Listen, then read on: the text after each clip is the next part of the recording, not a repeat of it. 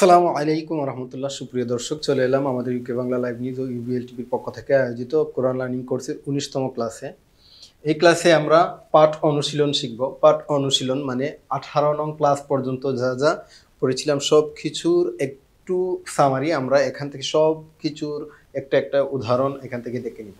প্রথমে দেখতে পাচ্ছি আমরা হরকতের উদাহরণ আছে এখানে। যেমন দেখেন, হরকত এক জবর এক জের এক পেশকে হরকত বলে আমরা জেনেছিলাম। তাহলে এখানে আলিফের উপর জবর আছে, হার উপর জবর আছে, দালের উপর জবর আছে, আ হা দা আহাদা। কফের উপর জবর আছে, সদের উপর জবর আছে, সদের নিচে জের আছে। আমরা এই প্রিভিয়াস ক্লাসে জেনেছিলাম যে মোটা হরফ সাতটির মধ্যে কফ এবং সদ আছে। তাহলে কফ এবং সদ এগুলো মোটা হরফ, যেখানেই যে অবস্থায় আসবে এগুলোকে মোটা করে পড়তে হবে। তাহলে অ ক স সি ক স সি ক স সি ক স সি ক স সি। র র এর উপর জবর আছে, আমরা পড়েছিলাম র এর উপর জবর হলে রা মোটা করে পড়তে হয়। এরপরে রা এর পরের হরফ মোটা হরফ দদ। তাহলে রদিয়া রদিয়া রদিয়া রদিয়া রদিয়া রদিয়া রদিয়া, এটা হচ্ছে দদের নিচে জের। তাহলে রদিয়া আহাদা আহাদা কসসি রদিয়া। এরপরে নুনের উপর পেশ আছে, একটা হরকত, ফার নিচে জের আছে, এটা একটা হরকত। খর উপর জবর আছে, খ মোটা হরফ। তাহলে নুফি খ নুফি খ নুফি খ। এরপরে দেখেন চলে আসলাম আমরা ইয়েতে তানবিনের ক্লাসে। হরকতও আছে, তানবিনও আছে। আবাদান আবা দান, দান আছে। এখন তানবিনে পরে আলিফ থাকলে আলিফ এখন পড়া যাবে না, যদিও এখানে অক্ফ হয় তখন আবাদা পর্ব একটা জবর পড়ে যাবে। আর এখন মিলিয়ে পড়ে গেলে আবাদান। এখন দেখেন বাশারিন বাশারিন বাশারিন। এরপরে তর উপর পেশ আছে, ওয়াও এর উপর দুই জবর আছে, ইয়া এর উপর কিছু না, ইয়া পড়তে হবে না। ত মোটা হরফ তোয়ান তোয়ান তোয়ান। এরপরে সাকিনের উদাহরণে এসে গেলাম। আখ রমা আখ রমা আখ রমা আখ রমা। ওয়াও এর পরে আলিফ আছে, এরপরে সাকিন আছে। সাকিনের পরে হরকতওয়ালা হরফ ছাড়া কোনো হরফ পড়া যায় না। সাকিনের পূর্বে হরকতওয়ালা হরফ ছাড়া কোনো হরফ পড়া যায় না। তাহলে আলিফের উপর কোনো হরকত নাই, জবরজের পেশ কিছু নাই, তাহলে আলিফকে পড়া যাবে না। ওয়াও এসে হাকে ধরবে, ওয়াহলুল ওয়াহলুল। এরপরে ইলা ইলা আছে, ইয়া এর উপর কিছু নাই, আলিফের উপর কিছু নাই, এখানে সাকিন আছে, ডিরেক্ট এই সাকিনকে এসে ধরবে। এরপরে এই সাকিনকে এসে ধরবে, ইলাল আরদি ইলাল আরদি।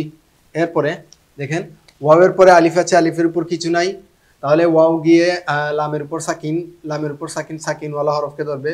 ওয়াল আইনের উপর খারা জবর আছে, খারা জবর থাকার কারণে এক আলিফ লম্বা হবে। ওয়াল আদিয়াতি ওয়াল আদিয়াতি। এরপরে ওয়াও এর পরে আলিফ আছে, আলিফের উপর কিছু নাই, সাকিনওয়ালা হরফ আছে পরে, তাহলে আলিফকে পড়া যাবে না, সাকিনওয়ালা হরফকে ধরবো। ওয়াল হা এর পরে জবর, হা এর উপর জবর আছে, আলিফ আছে, তাহলে এক আলিফ পরিমাণ লম্বা জবরের পরে কালি আলিফ মাদ্দে আসলি হয়, আমরা জেনেছিলাম। ওয়াল হাফিযাতি, জ এটা মোটা হরফ, ওয়াল হাফিযাতি। এরপরে এসে গেলাম আমরা তানউইনের ক্লাসে। দেখেন তানউইনের ক্লাসে এসেছে নাআমা নাআমা নাআমা। তানউইন আমরা পড়েছিলাম, তানউইন যুক্ত হরফকে ডাবল প্রনাউন্সিয়েশনে পড়তে হয়। তাহলে নাআমা খফাত, খ এটা মোটা হরফ, খফাত। কুওয়াতুন কুওয়া, ওয়াও বলতে দুই টুট গুল হবে, কুওয়া কুওয়াতুন কুওয়াতুন। আন নুনের উপর তাসদিদ আছে, নুনের উপর তাসদিদ হলে আমরা জেনেছিলাম নুনের উপর তাসদিদ হলে ওয়াজিব গুন্না, মিমের উপর তাসদিদ হলে ওয়াজিব গুন্না। তাহলে আন্নাবিয়ু আন্নাবিয়ু। এরপরে দেখেন মিমের উপর জবর আছে, মিম জবর মা, আবার আলিফ আছে, তাহলে এক আলিফ পরিমাণ লম্বা হবে মা মা আবাদ তুম। এই বিষয়টি খেয়াল করেন, এখানে একটা বিষয় খেয়াল করেন। মা আবাদ তুম বলতে মা আবাদ তুম, দালের উপর সাকিন আছে, সাকিনওয়ালা হরফের পর তাসদিদওয়ালা হরফ আছে। সাকিনওয়ালা হরফের পর তাসদিদওয়ালা হরফ থাকলে সাকিনওয়ালা হরফ বাদ, শুধু তাসদিদওয়ালা হরফ পড়তে হবে। তাহলে এখানে মা আবাদ তুমের দালকে আমরা পড়বো না, মা আবাদ তুম পড়বো, ডিরেক্ট তাকে পড়বো। মা আবাদ তুম পড়বো না, মা আবাদ তুম পড়বো, তাকে পড়বো। এখানে আবার আছে দেখেন ইরকাব মা আনা, ইরকাব মা আনার মধ্যে আমরা বাকে পড়বো না, কেননা বা সাকিনের পরে মিম তাসদিদ আছে। তাহলে সাকিনওয়ালা হরফ থেকে তাসদিদওয়ালা হরফ সবল, এই জন্য আমরা তাসদিদওয়ালা হরফটাকে পড়বো। ইরকাম মাআনা, মিমের উপর তাসদিদ আছে, ওয়াজিব গুন্নাহ হয়ে গেছে। ইরকাম মা'ানা নুন আলিফ নুনের উপর জবর আছে, আলিফ আছে, মধ্যে আসলি, তাহলে ইরকাম মা'ানা। ইন্না, ইন্নার বলতে নুনের উপর তাসদিদ আছে, ওয়াজিব গুন্না, গুন্না হবে। ইন, নুনে এসে এই সাকিনওয়ালা হরফকে ধরবে নাল। মিম, মিমে এসে সাকিনওয়ালা হরফকে ধরবে মুত্তাকিনা।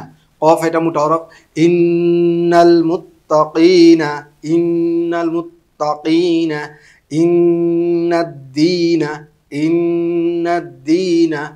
তাহলে দেখেন আমরা এই সবগুলো ক্লাস আমরা ক্লাস ওয়াইজ আলাদা আলাদা ক্লাস করেছিলাম, এগুলো আজকে একসাথে সবগুলো দেখিয়েছি।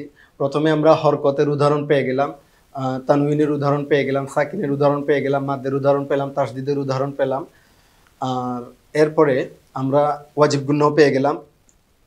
যারা প্রিভিয়াস ক্লাসগুলো দেখেছেন আশা করি সব ক্লাসের মধ্যে এগুলো পাবেন ইনশাআল্লাহ। তো যারা আগের ক্লাসগুলো পেয়েছেন বা আগের ক্লাসগুলো দেখেছেন, এই ক্লাসটা বুঝতে তাদের জন্য সহজ হবে। যারা আগের ক্লাসগুলো দেখেন নাই, এই ক্লাসটা তাদের জন্য একটু ক্রিটিক্যাল হতে পারে। তো সুপ্রিয় দর্শক, আমাদের 19তম ক্লাস ছিল এই পর্যন্ত। ভালো থাকবেন, দেখা হবে পরবর্তী ক্লাসে। আসসালামু আলাইকুম ওয়া রাহমাতুল্লাহ।